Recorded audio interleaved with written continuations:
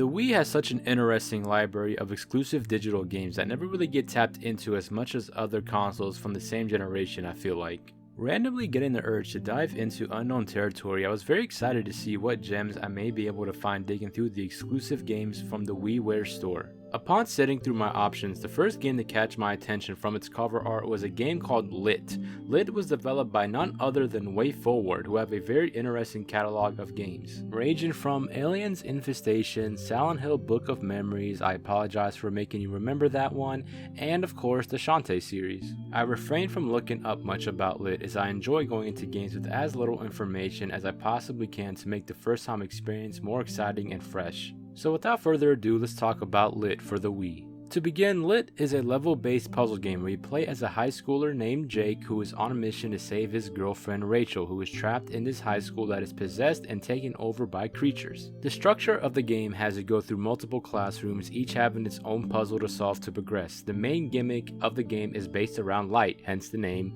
Lit. You must, and I'll repeat myself again, you must set light to wherever you want to go on the level, as the moment you touch any part of that level that is dark, you will game over right away. Well, you are probably wondering to yourself, how am I supposed to traverse each level? Well, in each level there are predetermined items placed around the room, such as lights, slingshots, flares, and a few other gadgets, as well as your flashlight, which is used to observe the room to see where you might want to path yourself around each level. You cannot, and I repeat again, you cannot use the flashlight to progress the level, because that would of course break the whole game. The flashlight lets you see pretty much the whole scope of the room. But don't worry too much, because as levels progress there will be even more items at your disposal and even more set pieces placed around the rooms to help you interact and shine more light into said room. Interestingly enough, the main creatures you will be facing are the bosses that the game has to offer. After you hit a specific stage for each floor, you are greeted with a boss for that overall floor.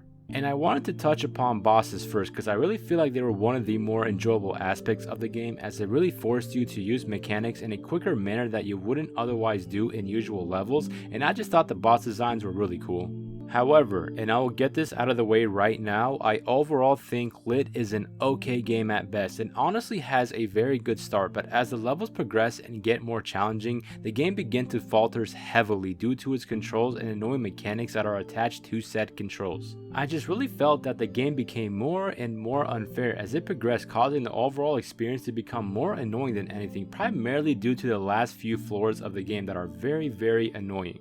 One of the big reasonings for this is that the game requires a heavy amount of accuracy with every item you acquire during each level. You cannot mess up a single time. If you mess up using one item in a level, you will have to reset that entire level, which is honestly okay for the earlier levels, but once they started to overcomplicate the layouts of rooms, it got to a point where I would get frustrated due to the fact that if you lost during a level, you would have to redo every single part of the level with that high accuracy again, in hopes you don't mess up again, for the hopes that you get back to the part to retry again.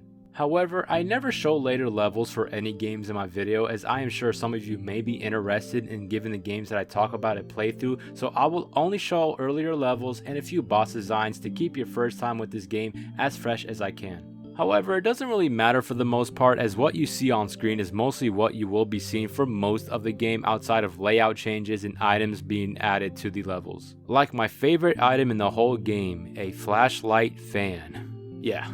Anyways, every item you get during the game is going to be predetermined on the level you are currently on. So if a level has a slingshot, you're going to need to use it for specific reasons. If an item has flares, you're going to need to use the flares for very specific reasons, and so on. But do not get too comfy, because there's a mechanic in this game that I honestly disliked, and that mechanic is overshining. Now you're asking yourself, how in the world do you overshine on a game that is all about shining? Well, it is very possible. If you shine too much light into a level, you will automatically lose.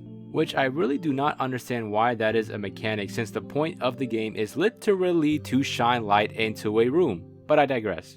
One other thing you may have noticed as you traverse the levels are phones that are hidden in the rooms. I won't go much into spoilers, but I will just say that it will be in your best interest to seek out these phones when you hear a ringing and pick them up. Earlier in the video, you probably remember me talking about how bosses are going to be the main enemies you will be facing. I primarily bring this up because during regular levels you will not be encountering any enemies, any monsters that chase after you, or nothing. You will only be seeing creatures that scatter away from areas you flash your flashlight into. And yeah, I honestly think it's a negative for me, as I wish there was at least an overall monster night creature like X from Resident Evil 2 that would just stalk you through each level, appearing as you step into the darkness. I just really feel like it would have made the journey a lot more intense and creepy instead of having these little hands grabbing at you when you game over. At the end of the day, I really think this game is cool. It's an okay game. I recommend giving it a playthrough. I just really wish they had thought out the later levels more thoroughly and not make them as brutal as they are, because that is primarily my issue with this game. The mid to late section is just really brutal and unfair. I am not a good puzzle gamer by any means, but when levels force the most pinpoint accuracy on not the best controls and way too much trial and error that is a slog to even do, it just becomes so mentally taxing on you when you get stuck on one level just to get stuck on the next level. Like, I'll give you one quick example because I just brought up how the controls are a bit weird, which they are a bit weird. The accuracy in this game it feels off to me. So for example, later levels in the game introduce a cherry bomb, and this bomb you throw to explode windows. Where you have to aim this bomb is so specific, it is literally mind-boggling, because if you aim it anywhere else besides that one specific spot, you will blow up multiple windows or an item that you're not supposed to blow up, and it happens way too much. And I just realized 6 minutes into this video and I have not even talked about your objective during each level. Don't sue me please, but anyways, your main objective is to reach that middle door. That middle door you see on every level is your goal. And when you fight bosses, you're supposed to shine light on them multiple times to take down an HP bar that each boss will have. Sorry for getting off track, let's get back onto the track. I believe there is a usual spike of difficulty with puzzle games as they progress, but a good puzzle game will at least make it as fair for the player as possible, and I just don't think Lit does that and respects the player, expecting way too much precision out of them for later levels.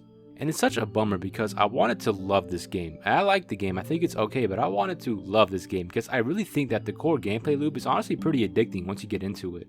And it sucks that nothing was ever done with this game again. I don't think I've ever seen a puzzle game similar to Lit, and that's what I really like about Lit. It is very unique in its sense of gameplay loop. And a big reason why I recommend you to give it a shot still. Just be aware that the game will be brutal and you may be in pain a lot. But, you know, play it still, give it a shot, you never know. Overall, I enjoyed my time with Lit, even though I think it's an okay experience. I don't regret my time. A lot of my issues with this game all fall down to its weird difficulty spikes and weird controls and weird precision requirements, but I felt like those could have been fixed in a sequel or a game similar to Lit, which I have not yet seen. At its core, this game has some really cool ideas, from using items to flash light into a room, securely navigating yourself, not trying to touch any part of the map that's dark. It was honestly fun. It's a fun game. Just have some Advil ready for you for the later levels because you might get a migraine. And if you have ever played the game, comment down below what you thought of it. I'm always interested in reading your guys' opinions. Feel free to subscribe to the channel and feel free to check out the Patreon and maybe subscribe to the Patreon. You do get a bunch of exclusive stuff through it, and you also will get your name included at the end of every video. Take care. I love you guys. Stay safe. Bye bye.